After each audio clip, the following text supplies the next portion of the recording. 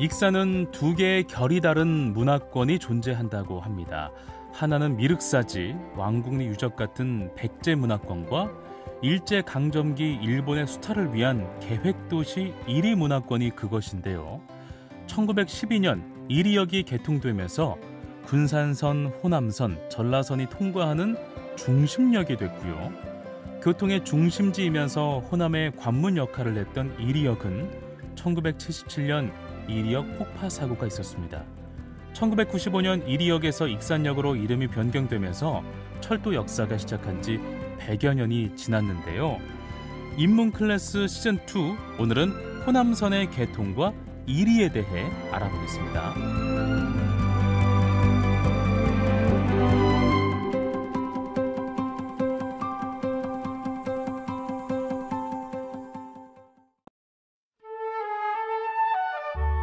전주대학교 한국고전학연구소 온다라 인문학센터와 함께 우리 주변의 살아있는 이야기를 쉽고 다양하게 즐기는 인문클래스 시즌2. 오늘은 역사문화 스토리텔러 전주대학교 전 역사문화 콘텐츠학과 유영봉 교수님과 함께하겠습니다. 안녕하세요, 교수님. 예, 안녕하세요, 시청자 여러분. 인문클래스 오늘은 어떤 이야기 나눠볼까요, 교수님? 호남선의 개통과 이리의 탄생이라는 주제를 가지고 얘기해 보도록 하겠습니다. 이리? 모처럼 일이라는 말을 들어보니까 굉장히 반갑기도 하고, 그러니까 지금의 익산시를 예전에는 이리시라고 불렀잖아요. 맞아요. 네. 그랬죠. 그런데 이 일이라는 이름은 호남선의 개통에서 비롯됐는데 오늘은 그 관련 얘기를 좀 해보도록 하죠. 네. 맨 처음 그 1912년 호남선이 이제 구간별로 개통이 됐어요. 그 뒤를 이어서 이리 군산 간의 지선도 개통됐고 또 그 뒤를 이어서 1914년에는 이리 전주 간의 철도가 개통되면서 오늘날의 그 익산역 주변은 교통의 중심지가 됐죠. 그렇군요. 그래서 이제 1914년 일본 제국주의 일제가 주도한 행정구역 개편에 따라서 지난날 그 조선 태종 때부터 설치한 익산군을 중심으로 여산군, 함열군 그리고 용안군을 통합해서 익산군으로 먼저 이제 확대 개편을 했고, 그렇군요. 그리고 이제 우리 민족이 해방된 1947년 4월 이리읍이 이제 이리부로 승격되면서 익산군에서 벗어났죠.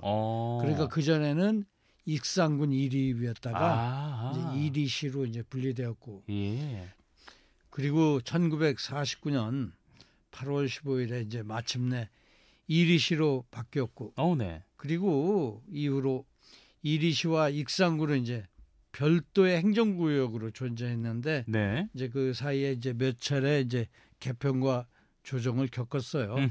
그러다가 마침내 1995년 5월 10일에 도농 통합에 따라 도시와 농촌을 통합해서 행정구역을 개편하는 방침에 따라서 이제 이리시와 익산군이 합쳐져서 지난날의 이름이었던 익산이라는 이름을 이제 새롭게 이제 익산시라는 이름으로 이제 되찾게 된 거죠. 이런 과정을 거쳐서 지금의 익산시가 됐구나. 그럼 이리라는 이름이 세상에 등장하게 만든 호남선은 어떤 과정을 통해서 건설이 됐는지도 궁금하네요. 이쯤 되니까. 잘 알다시피 그 1905년 을사조약 이후 군산과 목포에 살던 일본인들이 이제 호남선 철도가 건설을 이제 일제에 청원을 했어요. 그네들이 이제 군산과 목포를 중심으로 우리나라에서 생산되는 수많은 양곡을 일본으로 가져가기 위해서, 수탈하기 위해서 육로상의 가장 저렴한 이제 철도 건설을 청원했죠.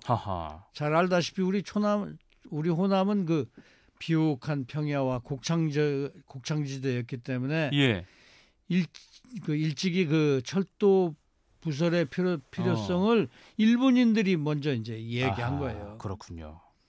그런데 이제 또 우리 조선 정부는 조선 정부대로 호남선 그 철도 부설의 필요성을 자체적으로 느껴서 느끼고 있었군요. 그래서 이제 그 계획을 세우고 시작했는데 뒤에서 또 이야기하겠지만 일본 측이 이를 방해했죠.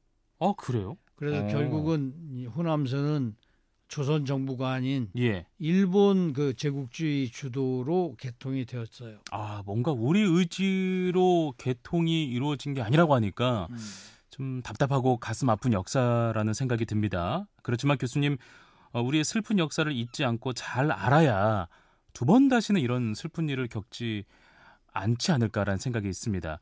대체 무슨 일이 있었던 건지도 한번 그 과정을 교수님 통해서 들어볼게요. 아, 예, 맞습니다.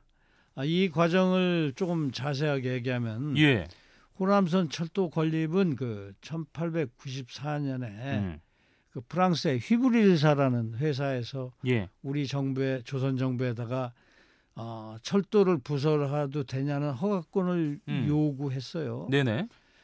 그런데 이제 이때 우리나라를 넘보던 일본 애들이 이제 기회는 찬스다 하면서 일본을 비롯해서 서구 열강들이 서로 앞다투어서 이제 이 철도 부설권 쟁탈전을 벌인 거죠. 아, 그렇구나. 예. 이제 이 일이 이렇게 되니까 조선 정부에서는 자체적으로 1898년 6월 농상공부의 제1호 의정부 회의에서 호남선 그 철도 부설에 관한 안을 이제 내세우고 그리고 이제 그 같은 해 같은 달 그러니까 1898년 6월 19일 그 고종 황제의 재가를 받아서 그 외국의 그 주한 외국인 공사들한테 이제 통보를 했죠. 근데 아까 말씀드렸다시피 이때 강압적이고 고자세를 취했던 일본 통감부가 이제 트집을 잡은 거예요. 그리고 우리 정부를 괴롭혔어요. 너네 왜 우리 허락도 안 받고 마음대로 해? 우리나라 땅인데도. 그런데도 이제 우리 가까운 일본이 도와줄 건데 왜 니네 마음대로 하느냐? 아니, 우리나라는 아니야 우리 입찰할 거야. 그래서 이제 각각의 나라에 이렇게 하려고 했는데. 그런데 이제 바로 이제 불행하게도 우리나라가 1910년에 이제 한일 합방이 됐잖아요. 그렇죠.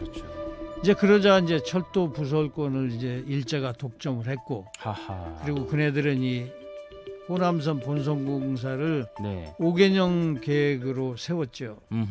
그래서 이제 맨 처음에 1910년 1월에 대전에서 연산 공사 구간을 필두로 해서 저 목포까지 8개 구간으로 이제 쪼개서 설정을 했어요. 그러다가 이제 1914년 1월 14일에 마지막으로 이제 정읍하고 전남 송정리간 이 공사를 끝냈죠. 그래서 마침내 이제 1914년 1월 11일에 대전 목포간 이제 호남선 공사가 완료된 거죠. 그렇군요. 교수님, 호남선은 그럼 언제 완공이 되었을까요? 아까 말씀드리다 말았는데 이제 우선 그 1912년 3월 6일에 이리하고 강경 사이 구간의 호남선 그 구간 또 이리 군산 간의 군산선이 또 개통을 했어요. 그러자 이제 바로 이리역이 그 갈대밭 속의 마을이었던 황무주 속에 불쑥 등장한 거죠. 그리고 이제 영무가 개시되면서 이제 기차가 다녔어요. 그러다가 이제 호남선이 이제 2년 뒤인 1914년 1월에 완공되고 바로 이제 이때부터 하루에 20번씩 열차가 이곳에서 발차했다고 그래요. 그렇군요. 그 당시 이제 호남선이라고 하면 지금도 마찬가지지만 대전에서 출발해서 이제 전남에 목포까지 이제 48개역. 그래서 이제 이 호남선이 이제 우리 역사에 많은 이름이 오르내려서 이제 노래도 1959년에 가수 안정혜 씨가 발표한 대전발 0시 50분이라는 노래 있죠? 대전 브루스. 그다음에 우리 또 최근에 크게 20여 년 전에 크게 유행을 탔던 그 남행열차. 김수희 씨의. 그렇죠. 그리고 요즘 이제 새롭게 뜨는 노래 있어요. 목포행 완행열차라고 장윤정 씨 노래까지. 그래서 이제 호남선이 바로 이렇게 우리 가요사에도 등장을 하죠. 그렇습니다. 그런데 교수님 앞서 말씀하신 이 군산선은 어떤 철도선을 말하는 걸까요? 군산선은 지금의 익산역, 당시는 이리역이겠죠. 거기에서 이제 금강하고 군산까지 이르는 철도죠.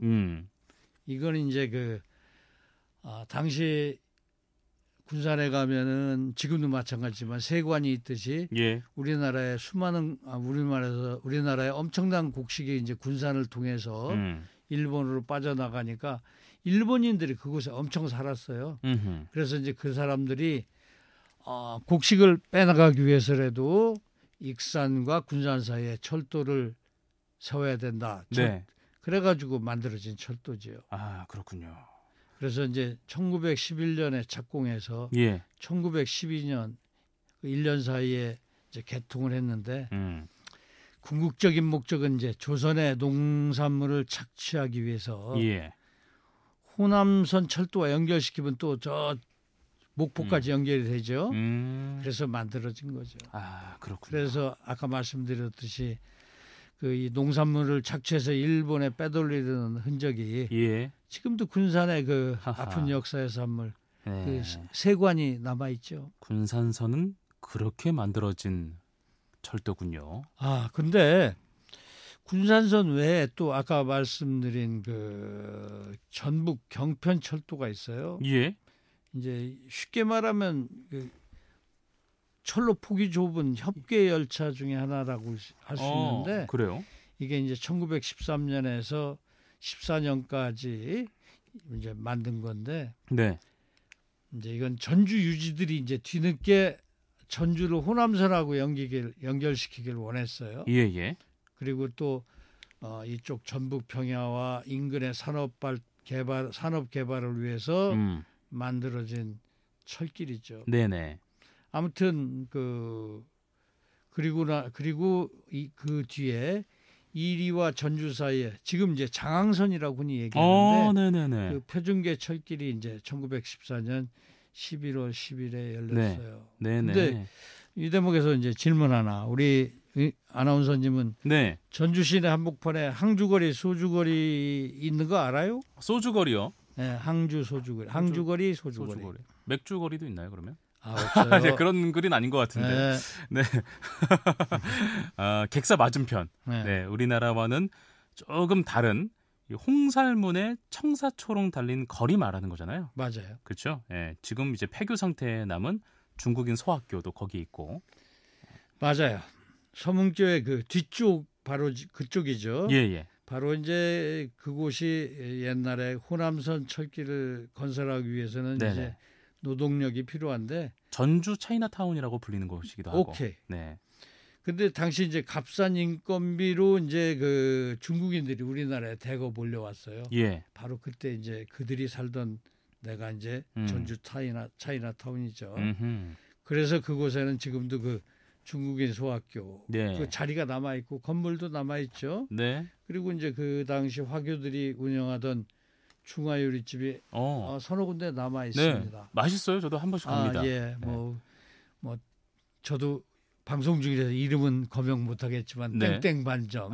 네. 그렇죠? 네. 땡땡 뭐 이렇게 남아 있는데 아무튼 이곳에 살던 그 중국인 일용직 노동자들을 우리나라에서 사람들이 까오리라고 불렀어요. 까오리. 예, 우리식으로 읽으면 높을 꽃자의 힘력자. 근데 이제 그 본래 뜻은 일용직 노동자이자 일꾼, 인부라는 뜻에. 네. 그래서 그 서문교회 뒤쪽에 이네들이 몰려 살았죠. 그렇군요. 전주에 남은 그들의 자취 역시 호남선 건설과 관련이 깊네요. 교수님, 이런 과정을 거쳐 호남선이 들어서고 이리는 어떤 모습으로 바뀌게 됐을까요? 호남선이 이제 부설되고 예.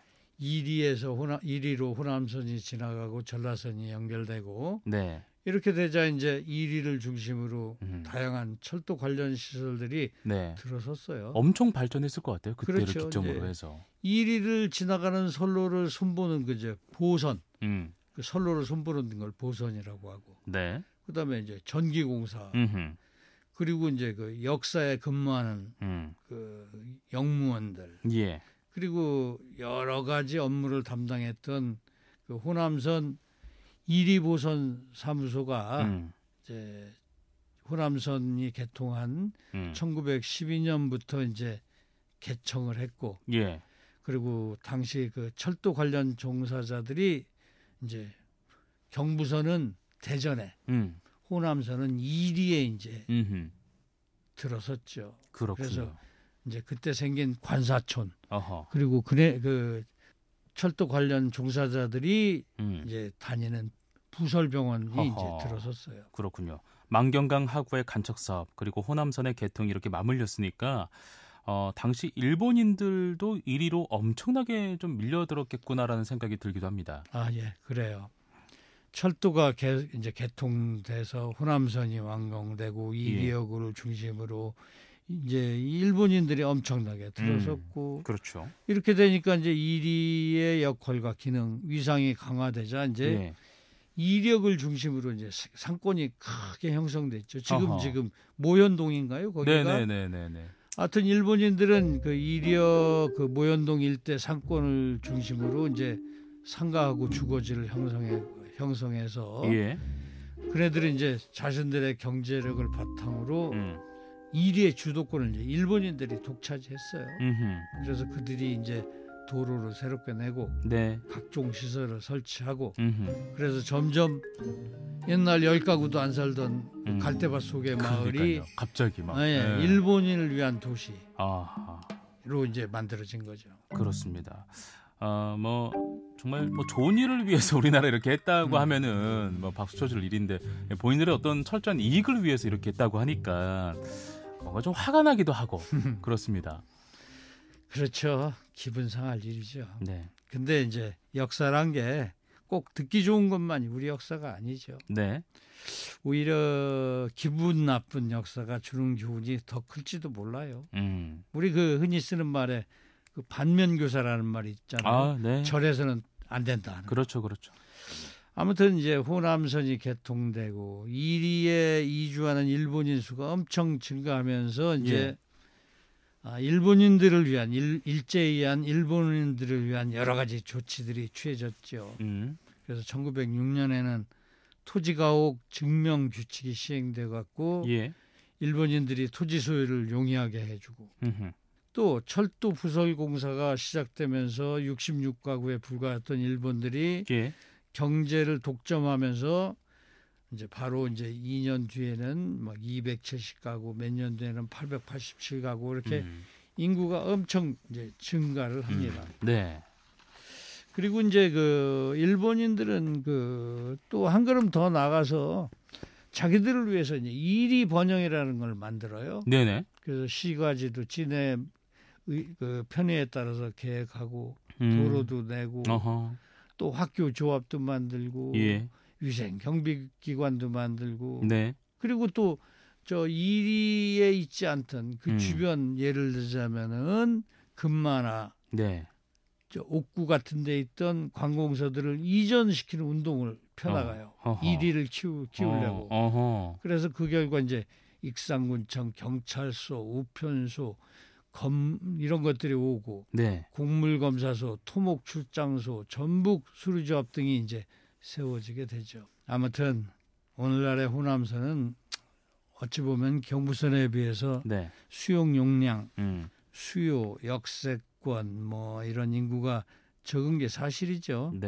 그러나 아무튼 그 남한의 2대 간선 철도로서는 소색이 없어요. 그렇습니다. 그리고 아까 우리가 오랜 역사 속에서 들었던 그 안정혜 씨의 대전 브루스, 김수희의 뭐 남행열차, 최근에 장윤정의 목포행 완행열차 뭐 이런 노래들이 이제 우리 역사 속에 노래로 담겨 있죠. 그렇습니다. 근데 이제 문제는 이제 1977년에 11월 달인데 이리역에서 아주 큰 폭발 사고가 났어요. 이 얘기도 마저 해야 익산 얘기가 다 되겠죠.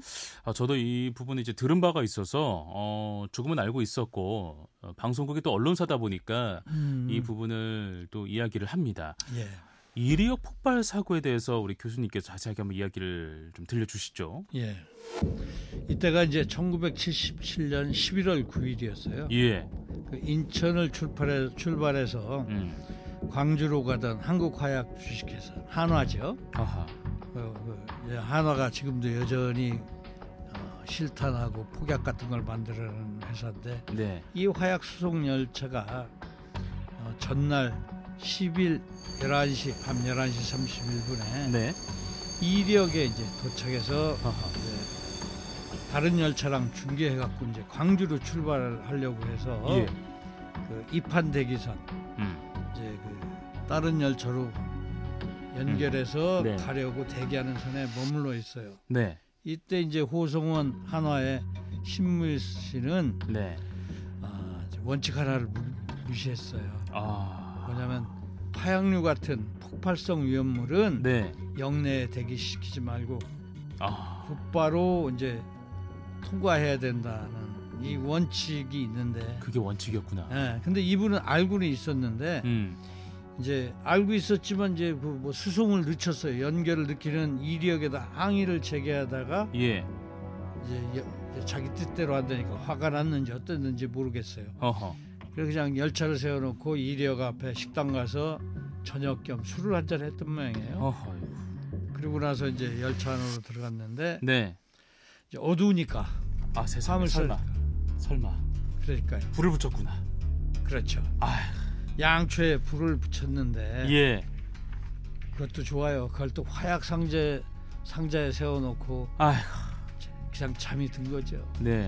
그랬더니 이게 꺼놓지 않은 촛불이 결국 화약 상자에 이제 불 붙어서 네.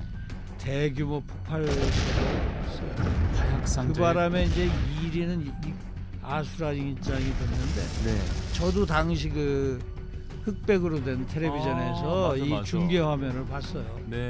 그래서 그 1위는 뭐 완전히 뭐랄까요? 네. 진짜 무슨 폐허 같았죠. 전쟁터 같은 맞아요. 느낌이더라고. 저도 이제 관련 영상을 보니까 피해가 엄청났을 것 같은데요. 교수님 어떻습니까? 제가 요즘에 그 영상으로 가자지구 사진들 나오죠. 이스라엘하고 전쟁. 예. 꼭 그 장면이에요. 다 초토화된. 네. 아이고 참. 한밤중에 청천벽력 같은 사고였습니다. 맞아요. 이런 그 생각지도 못한 거대한 사고가 났으니 피해가 엄청났어요. 네. 당시 그 전라북도 공식 집계로 보면은 인명 피해가 그 사망 59명, 아이고. 중상 185명, 경상 1,158명. 그래갖고 뭐 토탈 1,402명이라고 해요. 네. 그리고 이제 가옥들은 이제 전파가 811도, 완전히 무너진 거. 반파, 네. 반쯤 무너진 거, 조금 무너진 소파 6천. 그래서 이제 뭐 도합 한 7,000여 동, 7,500여 동이 무너졌고, 공공시설을 포함해서 재산 피해 총액이 당시 돈으로 61억 원이었어요. 당시 돈으로 61억 원. 예. 와. 이재민 수도 1674세대에 세대니까 8,000명 가량이 됐다고 그래요. 아니 세상에 얼마나 큰 폭발이었으면 이렇게까지 큰 인명 피해가 있을까 싶기도 하고요. 근데 들어보면 그럴 만해요. 네. 폭발된 열차에는 22톤 분량 다이너마이트 상자가 900여 개, 5톤 분량의 초산 암모니아가 200상, 2톤 분량의 초안 폭약 상자 100개, 세상에. 1톤 분량 뇌관 상자 36개, 그래갖고 전부 30톤 분량의 1250상자가 실렸는데 이 다이너마이트가 그냥 일시에 터져버리니까 이리역 그 역사 안에는 깊이가 무려 15m, 직경이 30m가 되는 큰 웅덩이가 패였다고 그래요. 네. 이때 이제 그 역군에 있던 나머지 객차나 화물열차, 기관차 뭐 30여 량이 다 망가졌겠죠 뭐. 다 망가지고 제 기억으로도 그때 보면 철길이 엿가락처럼 막 구불구불 휘어져 있었어요. 그 폭발 열로 인해서. 정말 안타까운 일입니다. 그 후 복구는 어떻게 이루어졌을까요? 그래 이 사고가 난 뒤에 이제 중앙재해대책본부가 구성됐고 복구 활동이 시작돼서 당시 박정희 정부는 그 이력 앞에 그 모현동이죠 거기도 천막촌 세워서 이재민들이 거기서 기고했고 그러고도 이제 민심이 들끓었죠. 폭약이 예. 터졌으니까. 네네, 그렇죠. 그래서 이제 무마 정책으로 11월 19일에 이제 새 1위 건설 계획을 이제 발표를 했어요. 아하. 그러면서 이제 국가에서 얼마쯤 보조할 테니까 국민들도 성금에 동참해라 하니까 우리가 뭐 여러 가지 IMF 때 뭐 네. 이런 때 보듯이 또 이때 평화의 때 네. 뭐 이때 보듯이 또 우리 국민들이 착해요. 네. 그래갖고 너나 없이 그러니까. 손에서 금반지 빼고 저기 일바지 속에서 부시럭부시럭 1,000원짜리 당시는 만 원짜리가 제일 큰 돈이었거든요. 맞아요. 꺼내가지고 이제 1위 건설 계획에 참여했어요. 예. 아무튼 우리 역사에서 정말 끔찍한 정말 씻을 수 없는 오점을 남긴 사고죠. 네, 그렇습니다. 자, 오늘은 호남성 개통과 일이라는 지명의 탄생 그리고 이리역 폭발 사고에 관한 이야기를 나눠봤습니다. 교수님, 오늘도 참으로 유익한 시간이었습니다. 전주대학교 한국고전학연구소 온다라 인문학센터와 함께 우리 주변에 살아있는 이야기를 쉽고 다양하게 즐기는 인문 클래스 시즌2 역사문화 스토리텔러 전주대 전 역사문화 콘텐츠학과 유영봉 교수님과 함께했습니다. 고맙습니다, 교수님. 네, 안녕히 계세요.